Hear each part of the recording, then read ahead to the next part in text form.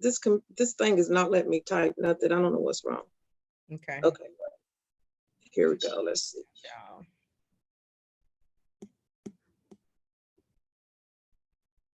Come, it's not letting me type it. There we go. You see me? Okay. I'm pulling it up. Nat, Yeah. Sorry. and you can see me? I'm trying. It won't pull it up. I'm trying to pull it up.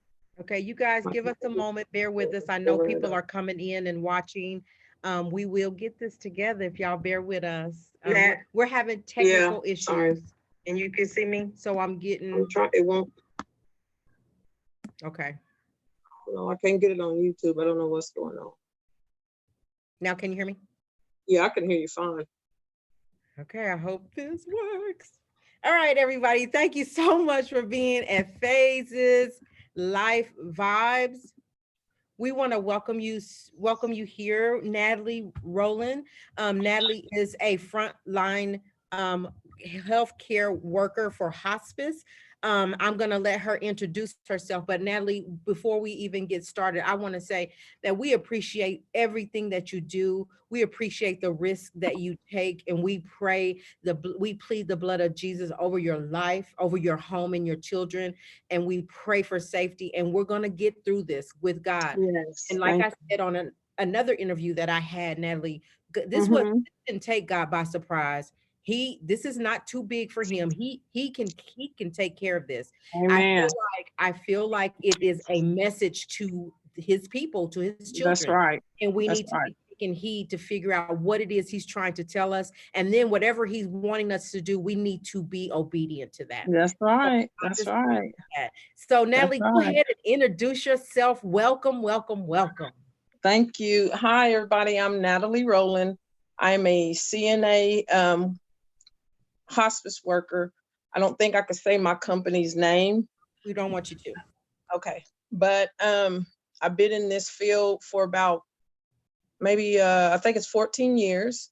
Wow. I've been a caregiver for 29 years. Wow. I love what I do. It's a calling.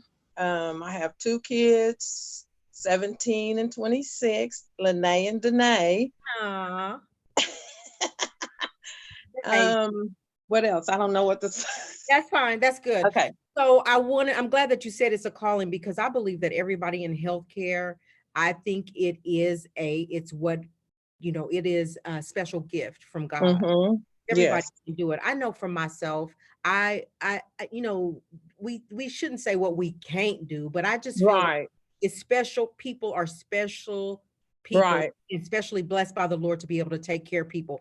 And especially in these times, my sister is in healthcare as well. Mm-hmm. And at the nursing home that she's working in, a majority of the people are positive, and a lot of people have passed away. Yes. I tell her, quit. That's my first thing. Right. But what she tells me, Natalie, is that I can't quit and walk away. Like, I'm supposed to be there, and I care for those people. If everybody just quit and was selfish, she said, then who would take care of those people? That's right. So I tip my hat to all of you guys, and I'm thankful for that. Thank you. Thank you. Let's just move on into the interview. I want you to talk about, Natalie. Yours is a little different because you're dealing with high risk patients, as well as my sister. That part of it. But tell me, what has been your experience from the beginning of this coronavirus? Like, have you seen your numbers spiked? Have you had conversations with your patients? Let's just talk about your personal experience. Okay. Well, my personal experience when it first came out, I really didn't take it serious.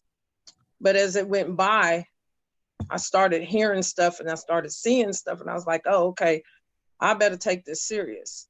I didn't really, I'm not going to lie. At one point, I wasn't scared, but I was leery, because I knew God had given me peace behind all of this. Right.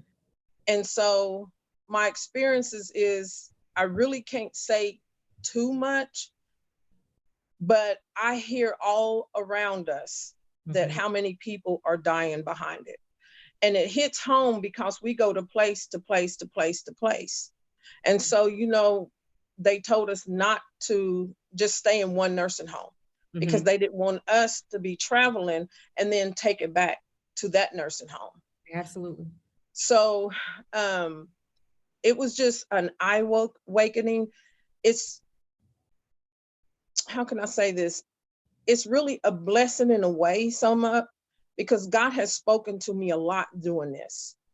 He told me about how, you need to get your house in order. He told me to trust him. He told me to believe in him, make sure I'm going to work and do what I'm supposed to do for those people, his people, because they don't have families that can come in there because everything is locked down. So we have to be their family. We have to love on them. We have to show them that we do care no matter what goes on in half a day. We have to let them know that we are there with them. Some of them do know and some of them don't know.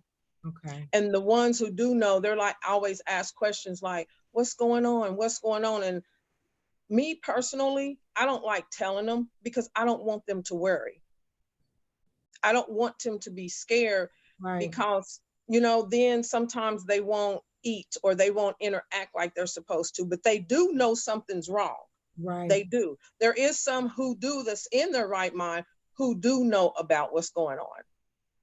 So it's just been an eye awakening for everything, for my kids, for my family, for these patients, for me going into the stores, making sure you putting your mask on. I started wearing gloves because at first I wasn't wearing a mask. Yeah. And so it wasn't because at first I was like, well, God got me, but God also said, obey the laws of the land. Yeah. So I had to wear the gloves. He said, put on your mask, wear your gloves everywhere. Right. So it's really been blessed. I had one guy drive down the street and I was getting gas at the store and he said, thank you for everything. Today, I had a guy who bought me something to drink because of me being a caregiver. Right. I had another lady get out of the car and said, thank you for all you do. So God has really been blessing me through it, but I have been, scared sometimes. I'm not going to lie, because it was like, you never know. You just never know. And I don't want to use the word scared too much because I really wasn't scared, but you still think about it. What if? Right. So God keeps telling me, trust me, believe in me. Right. So I want to go back to where you talked about, their families can't get in.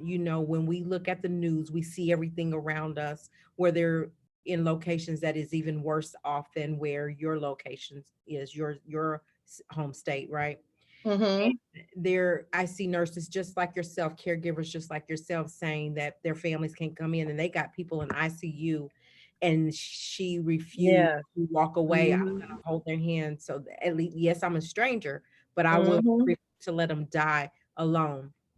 And then you also talked about following the law of the land. God gave us 5 senses and Come on now. He can take care of everything. He gives us a sense of control, a certain amount of control. Yes. I don't really go out a lot. I'm really careful, and everybody, I think we can use the word fear. It's an emotion. Yes, it is. We don't have to know. We can cast all of our cares on the Lord. So when we get fearful and afraid, we can talk to him, right?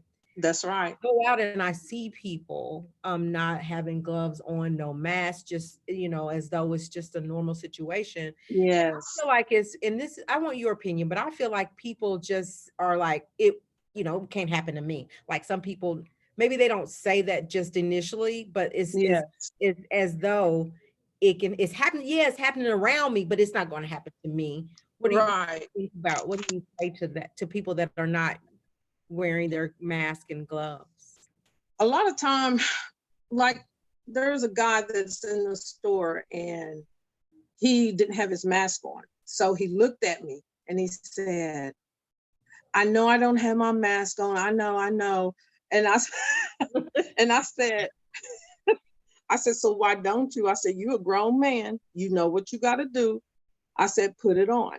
Mhm. And he said, you right. Okay, you right. And he was behind the counter. He went and put his mask on.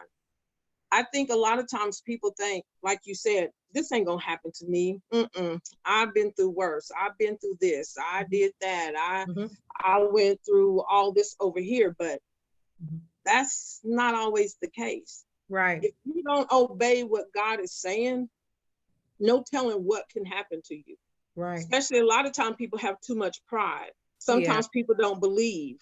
Sometimes people think, oh, they're taking it too far. Because I'm not gonna lie, there was a time I said, they just taking this too far. Yeah. And when I didn't. I never did. you know what yeah, you know, I take it too far.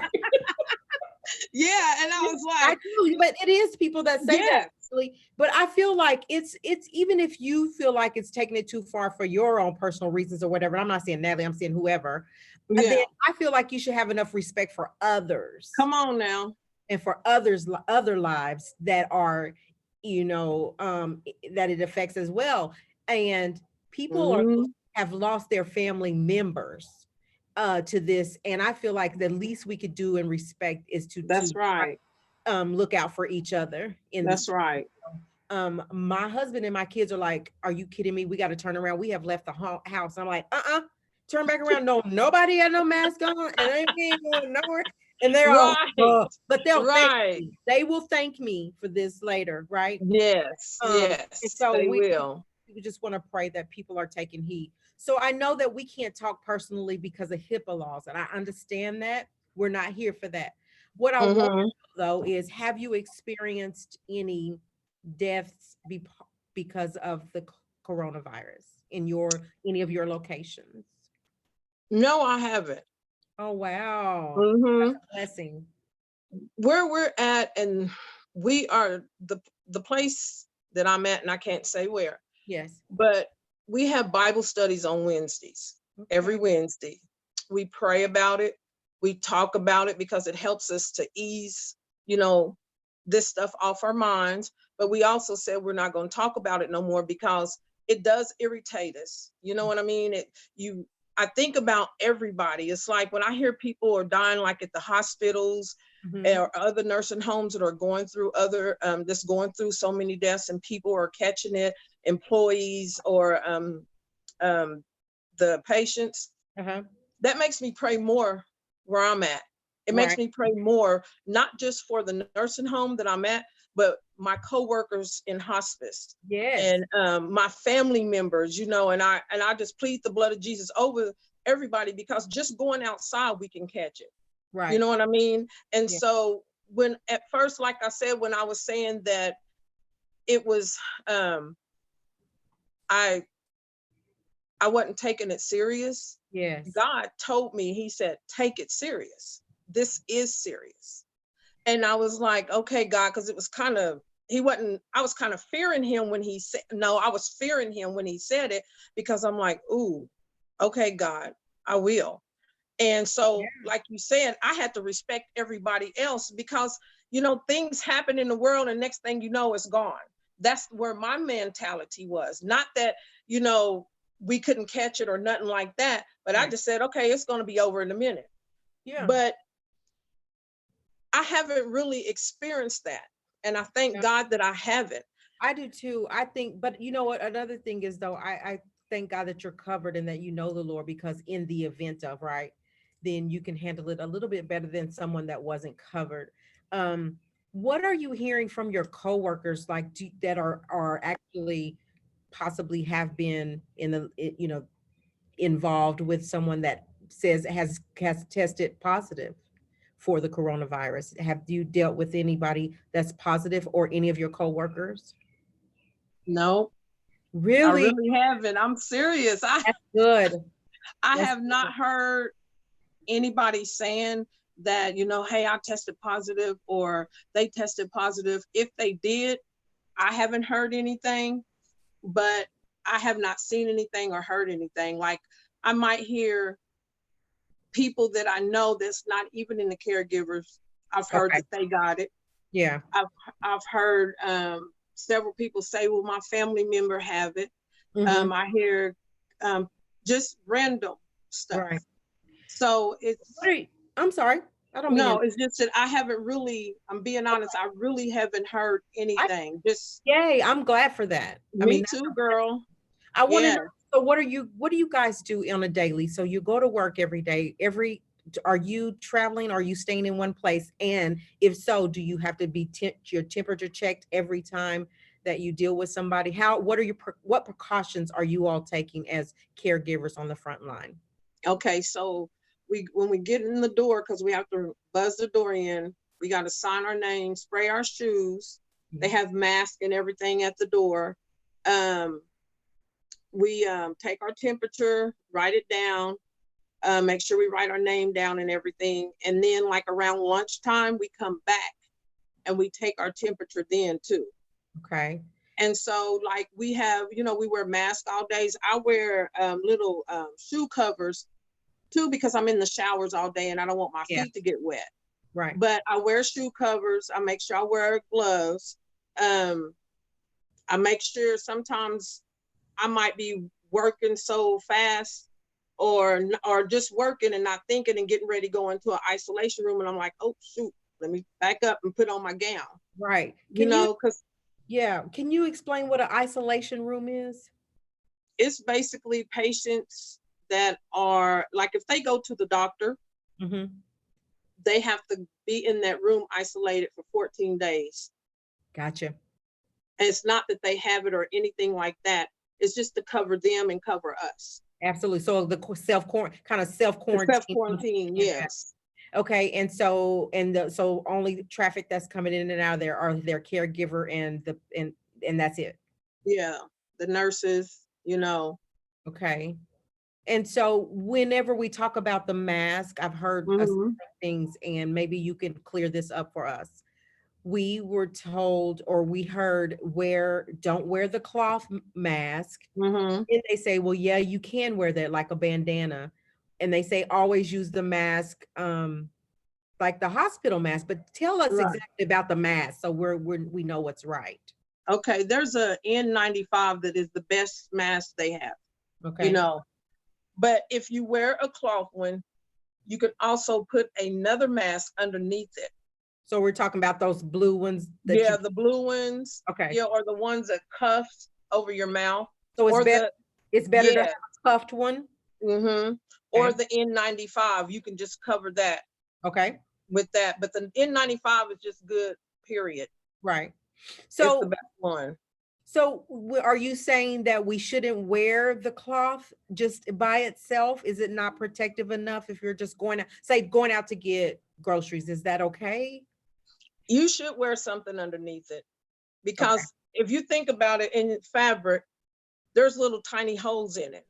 So you can feel the breeze coming through that mask. Right. Now there is some cloth masks that they built that in there, because you can buy them online or go to them, I think at the medical store.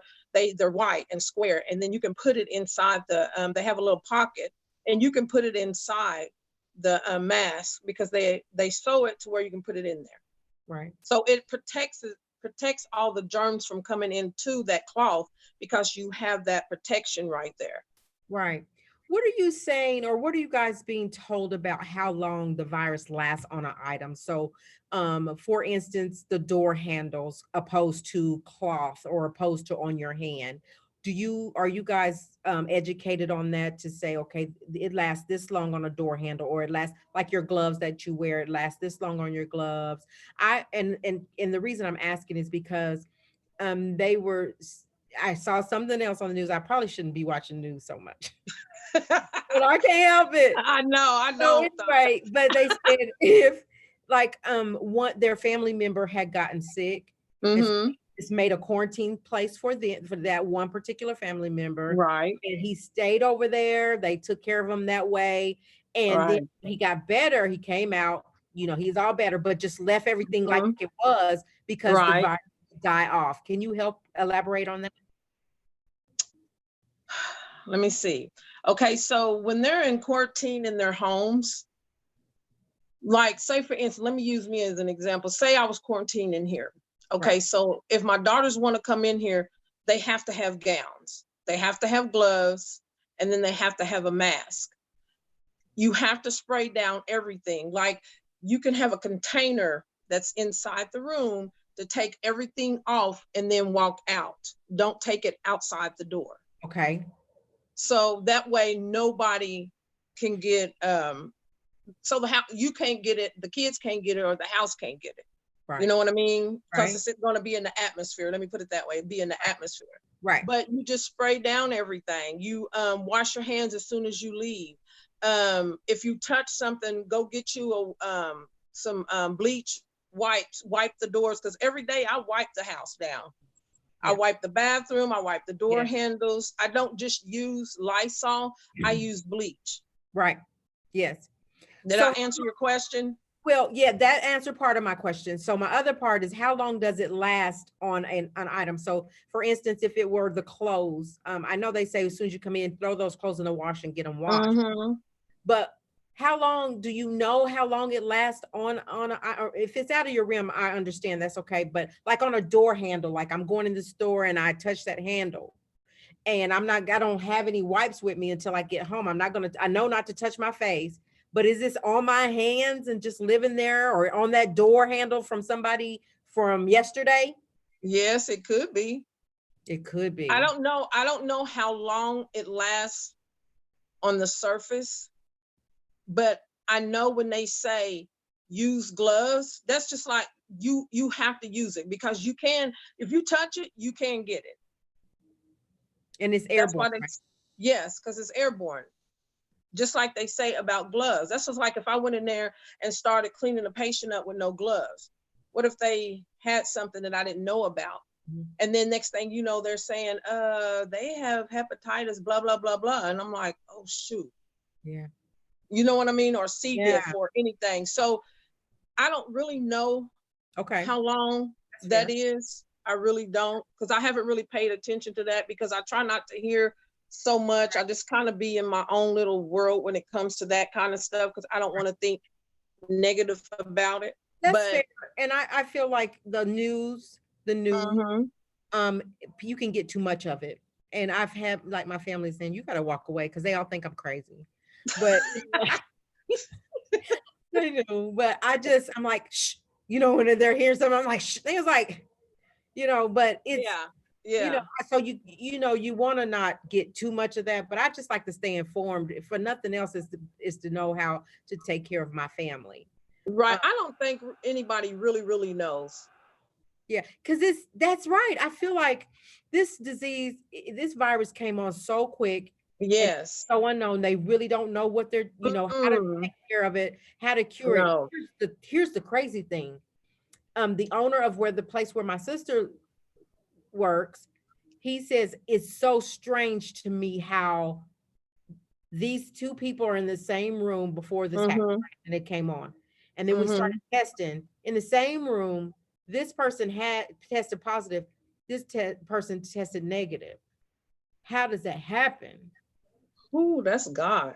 Yeah. And then then you hear, well, they tested like on the news today, the guy tested negative.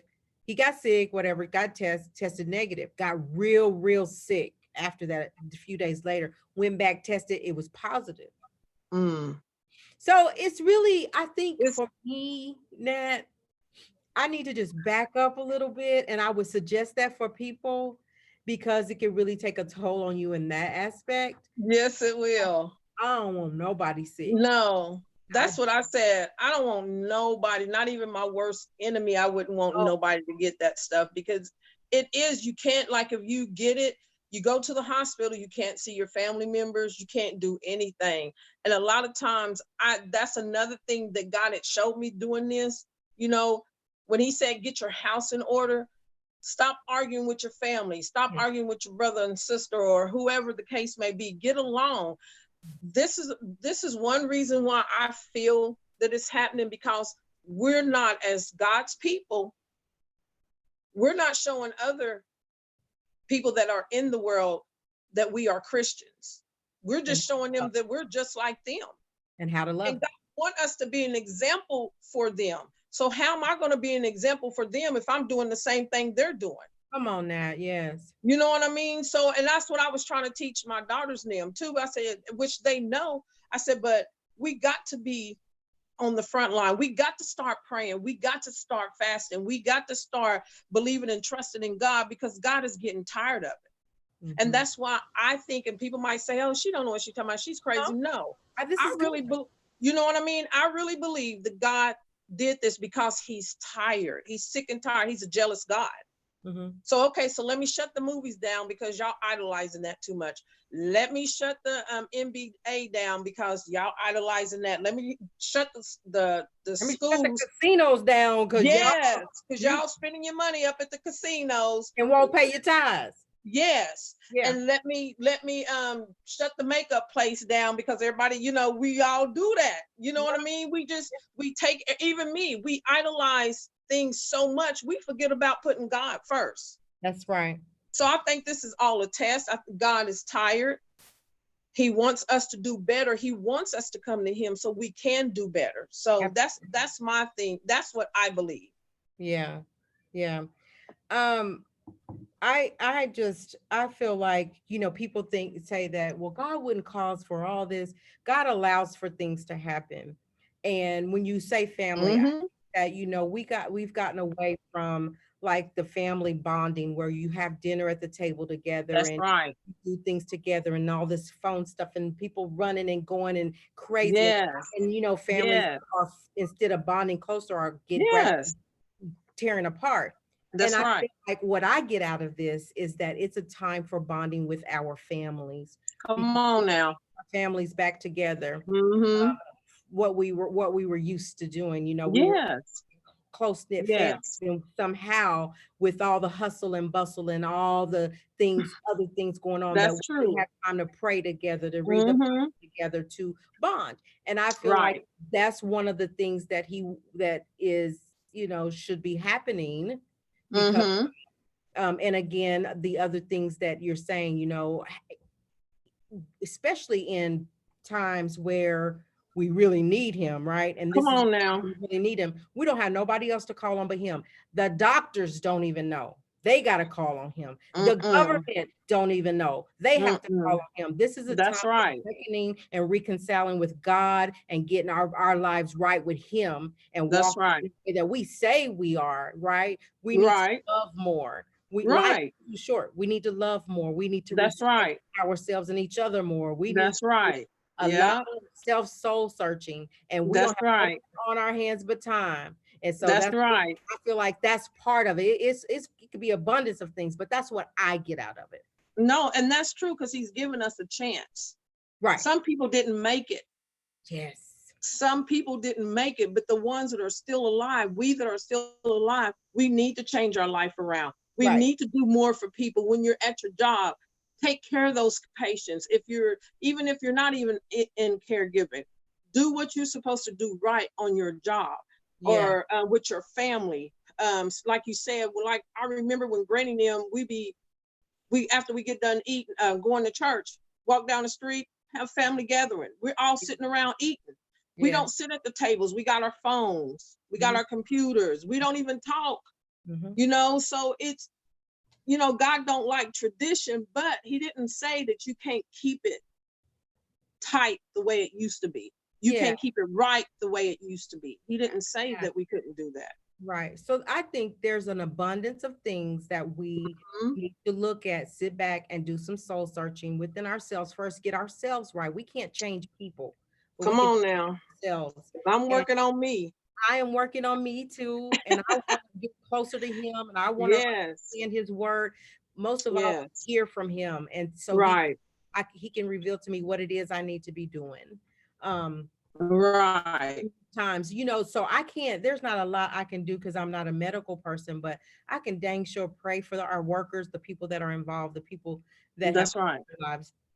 And then, you know, whatever else that I can do that's in my control. But Natalie, thank you so much for your time. Thank you for sharing with us. I know that in healthcare, you can't just talk about people's situations, but you can share your experiences. So I want to, before we get out of here, one last thing in closing. What is your mental health like? And what are you seeing around work and coworkers? How are their mental capacities? Because this is heavy. Yeah, it is heavy. Heavy. And so what are you seeing, or what are you feeling that? Well, like 2 weeks ago, I'm not gonna lie, I was overwhelmed. Mm-hmm. And I just started crying. Mm-hmm. Just started crying. And I was like, man, what's going on? And I just felt so heavy because I was feeling other people crying, and I was feeling other people overwhelmed, and, Mm-hmm. crying out my loved ones gone. But also I felt me, because when you being Right. a woman of God, you do feel other people's soul, Yeah. but also with me, I was like, man, God, this is overwhelming. I said, people are dying all around us. You know, how are they families taking it? They're not taking it good. What's going to happen next?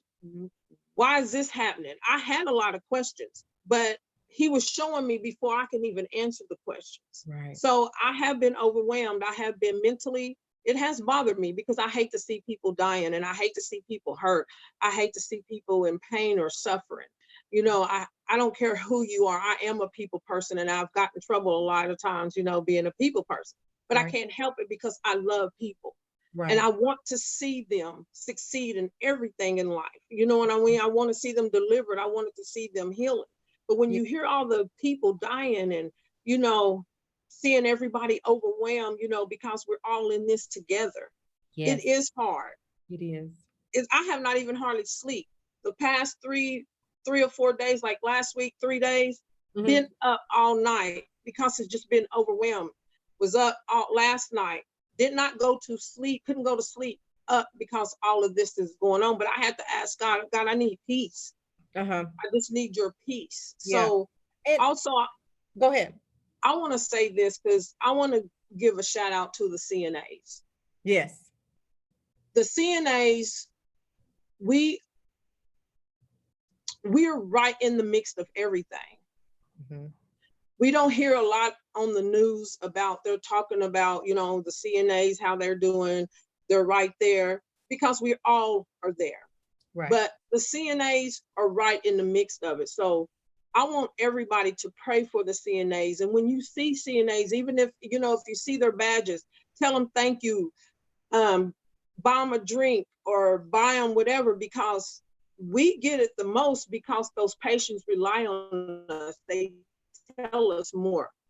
And not saying they don't tell anybody else, but we are the backbone of everybody. Mm-hmm. If the nurses can't tell them, get them to do anything, they'll come to us and say, hey, can you help me with Mr. Well, So-and-so or Mrs. yeah. So-and-so? So give them a shout out, say hi to them, ask them how they're doing, because we don't, especially in the public eye, I'm saying, because our companies are really nice. I love my company, Yeah. and they really make sure we're okay. They take care of us. They call us and ask us, are we okay? Yeah. Family, do you need anything? I love my company, but Yeah. the public eye really needs to understand we are the backbone as well. Yeah. I can imagine how the doctors, CNAs, nurses, all healthcare providers can Yes. look at people, at patients, and see them going through and can't help, like done all they could do. And I can, your hands are tied. I don't know now what to do. That has Mm-hmm. to be a lot on a caregiver. Um, but one thing I've noticed and I've seen is that in the time of tragedy and need, in the United States of America, people come together and they help. Yes, Like they at my do it. sister's job, like they have people dropping lunch off to the CNAs. Phases the next level. I try to, like, I got something going on month. Drop your cash app. I know it's not a lot, but let me buy you lunch. You know what? That's the least Yes. I could do, at least to know that you guys are appreciated, because I can't go out there and take care of nobody. I I can't doing that. Can't do it. But what I can do is something like Right. that. Right. And it's Right. No, true, right. people, they come together in these times. And so Yes, we do. that is very it's a blessing. It is a blessing. One other thing I want to ask you, and I know I said we were going to get out of here, but we could go on all night. But I know, right? yeah, opening up the country, and Mm-hmm. there was a message from a physician saying, not yet, even though he's saying do it. He didn't say this, but I'm saying the governor is saying yes, and these people are saying, you guys just hold on, just a couple of more weeks. Let us get past this peak, and they want to open it back up, and it's going too fast, and it's not. What's your take on it? I don't think they should do it because they're not ready.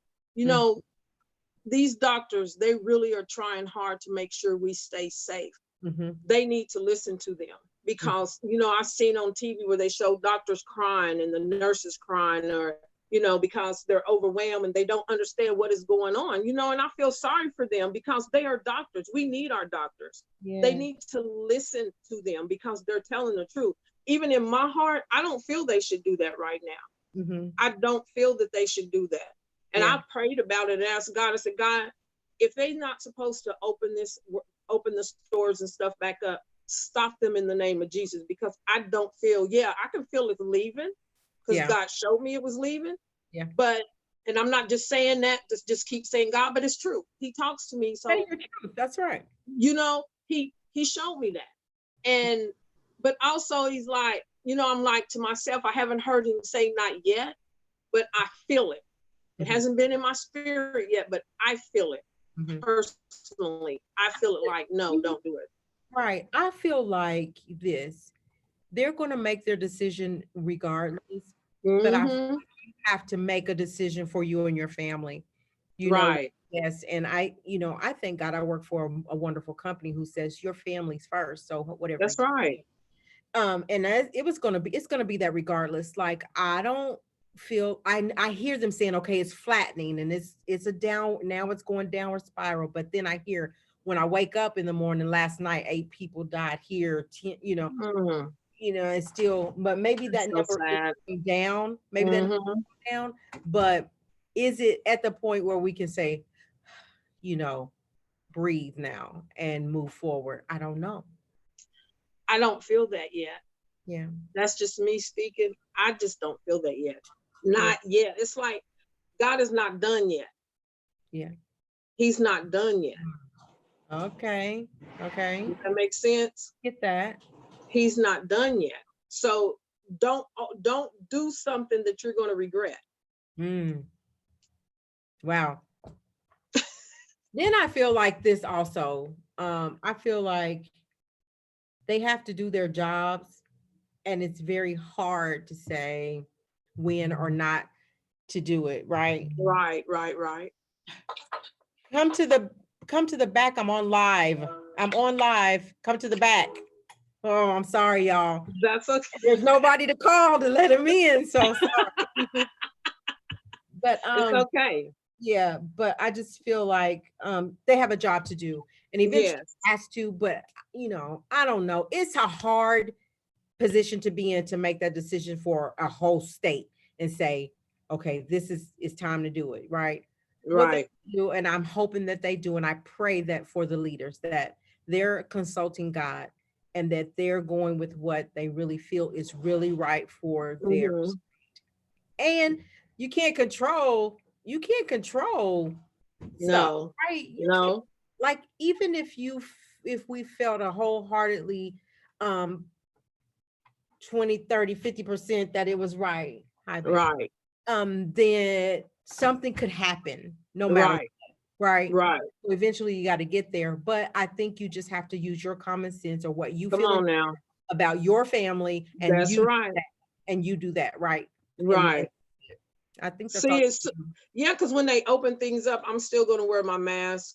And I'm still going to wear my gloves, because I just want to be cautious. When I hear God tell me it's okay, that I'm fine with it. But until then, I'm still going to be cautious. I'm not going to down them, or, the president and all that stuff. But I just want to be cautious. I just hope and pray that they listen.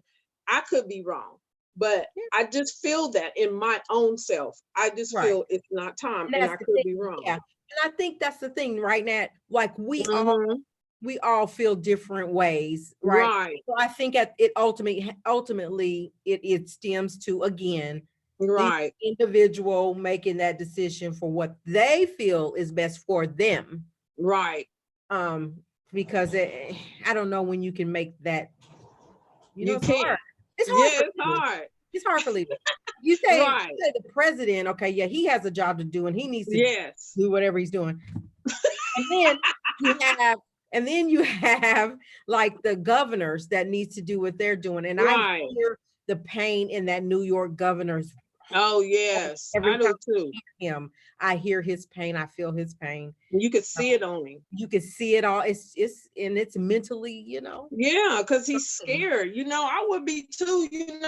They're getting hit hard. Yeah, and it's almost like So I would be. their lives Yes. are in his hands, he feels like. Yes. Right? Yeah. Right. And you could tell he's a passionate person, as he wouldn't be feeling the way he's feeling. Yeah. He genuinely care about his people. That's how he sees it. Like you said, his people, New York, so please, just wait, let us get healed first. Let us get it out the the fact of the matter, the economy has crashed right now. So yeah, it you is. can't, even if you start it up today, it's still going to be a process to get it back where it was and better, right? So Right. what another week or two gonna hurt? What is another week or two gonna hurt to say? It's not. It can only help. It can only help. But That's right. that's my opinion. That's right. Yeah. Well, Miss Natalie, thank you so much again. You're welcome. Thank you for your passion and your commitment to your job and to taking care of people. Thank you. You'll be blessed tenfold for that, and for the risk that you take, and not just you. Shout out to every frontline. Yeah, shout out to all the caregivers, all the doctors, nurses, even the police, office, firefighters, the people in the stores, everybody that has to go to work still outside of. Right. Everybody. Yeah. So Natalie, again, thank you. You're so You're special. welcome. Thank you. That you guys are special, and God appointed you guys for such time as these. Thank you so much. I appreciate it. Yeah. And everybody watching, thank you so much for tuning in. If you didn't tune in live, I would hope that, people come back and watch the replay. But until next time, respect yourself, respect others. God bless you. We'll see you soon. Thank you, Natalie. You're welcome. Bye. Bye. Thank you. You're welcome.